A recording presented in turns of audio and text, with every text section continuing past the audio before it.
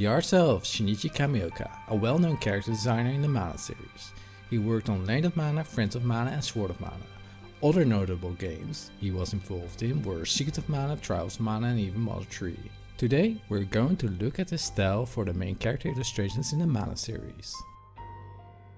This was the original cover design for LoM and Mana. Kameoka's initial intention was to show the heroine's kindness and to represent the hero as a silent warrior. The rabbit is quite big, as it was yet ill understood in which ratio the game's monsters' pets will be.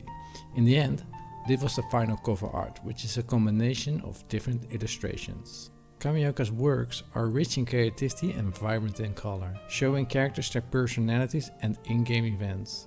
Because LoM and Mana has two heroes, he wanted to represent them both equally in his illustrations. The character's shoes are a recurrent design in the game. Kameoka stated that his hero character creation process began with shoes. Thereafter, he focused on the clothes before he did the rest. He insisted to give the male hero a skirt style hakama, as seen with martial artists.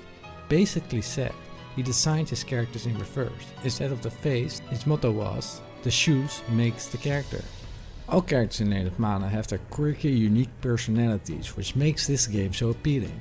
Nicolo, for example, looks like a sleazy charlatan. He is the kind of guy who would claim that he has a special prize for you.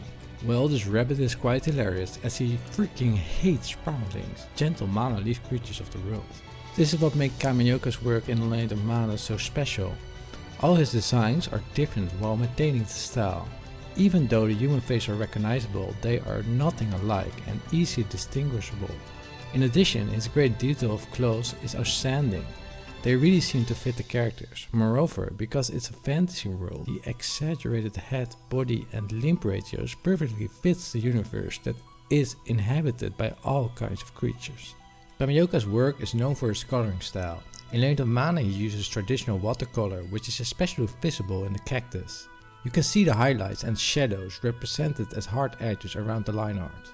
That said, some of the art are more saturated due to scanning, or they put an after effect in it to pop it out even more. I noticed this because some of the art has inconsistent color saturation. The line art uses some black lines mixed with colored lines to distinguish areas such as the hair and mouth, depending on the intent and focus of the particular area. In addition, he uses line shading to create volume in darker areas. He designed the mana spears as well, of course adhering to the familiarity from the prior installments. The only real order he got was to make them foreign as possible, so he just went with the flow.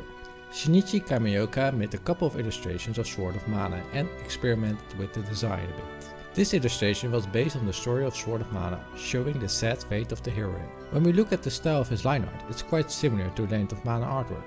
Nevertheless, the colors are different in tone. Even though the main framework of the colors are the same, it seems the edges are softer, decreasing detail and depth. They seem to be less saturated, which reminds me more of acrylic painting than watercolor. Regardless, the character design are familiar and unique, and that's one thing I like about his work.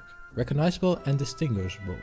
That said, he has a thing for shoes, because if you notice the shoe design, it seems to be a trait in his world building. Kameoka also designed the spirits of the game. Of course, adhering to the protocol. He tried to make these characters three-dimensional and give them more charm by imagining them as if they would end up in a children's picture book. Friends of Mana was a mobile-based game that was only released in Japan. It was an online role-playing game that was terminated in 5 years.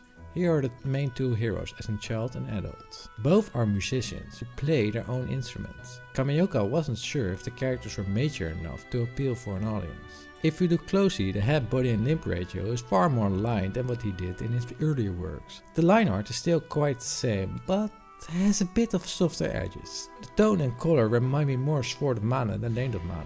This character represents the light and dark sides in the game. Unfortunately, there's not a lot of content that I could explore. The LoM and Mana remake art has a generic design compared to the ones we love. I think it's all about budget, time and the ability to put them in a small animation. The last piece was drawn by Hakan, who also did Secret of Mana and Trials of Mana remake art. He has this friendly, fresh, aesthetic expression in his design. I thought it was really cool to show you guys.